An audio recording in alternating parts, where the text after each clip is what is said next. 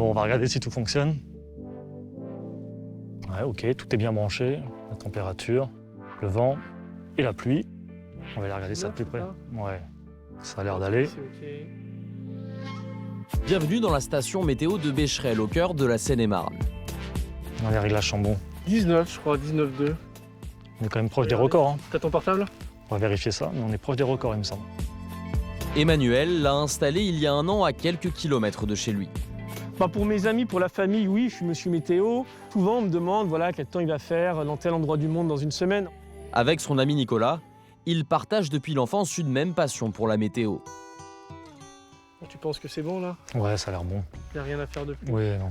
Ils sont membres d'Infoclimat, une association qui s'appuie sur un réseau de stations installées et entretenues par les bénévoles. Donc là, on a l'abri de température, qui permet de mesurer la température ainsi qu'également l'humidité. Au-dessus, on retrouve le pluviomètre pour mesurer les cumuls de précipitations ainsi que les intensités. Et tout en haut, on a l'anémomètre et la girouette pour mesurer les rafales de vent et la provenance du vent. Donc là, on a notre boîtier qu'on appelle l'ISS qui va récupérer les données de température, de pluviométrie et de vent. Et il va transférer ces données sur une console de réception qui est installée dans la maison qui est à 100 mètres d'ici.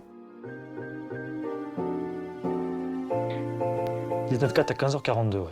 Donc en fait, notre station météo qu'on a installée dans le jardin, elle envoie ces données par onde radio à la console. La console récupère ces données et cette console est reliée à la box internet qui, elle, envoie les données sur un serveur. Puis Infoclimat récupère les données pour les mettre en ligne. Presque 500 stations amateurs comme celle-ci sont implantées en France. On remarque quand même que les températures sont assez homogènes là, sur une majeure partie de la France, sauf en Bretagne et au niveau du Languedoc. Elles permettent d'apporter un grand nombre d'informations, notamment dans les zones reculées et moins habitées.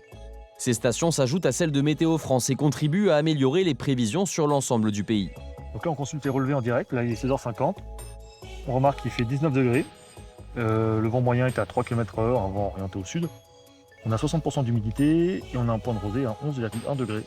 Là, c'est une journée exceptionnelle là, pour la saison. Là. Plus de 19 degrés, quasiment 20 degrés. Ouais, on est 12 degrés au-dessus des normes de saison. Et on est proche des records qu'on avait battus il y a 2 ans. Donc potentiellement une des journées ou la journée la plus chaude de février depuis 60 ans. Le réchauffement climatique est bien une réalité aujourd'hui.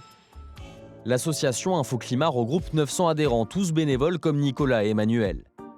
Ils sont au quotidien des observateurs du dérèglement climatique. On en conclut en étudiant les relevés que le climat tend à se réchauffer et c'est une certitude. On apporte des données qui permettent année après année de prouver le réchauffement climatique, de le quantifier. Et les records de chaleur sont de plus en plus fréquents, les épisodes hivernaux sont de plus en plus rares. Et on constate qu'on gagne à peu près 1 degré tous les 30 ans, tous les 40 ans en France. Donc c'est quelque chose qu'on vit au quotidien.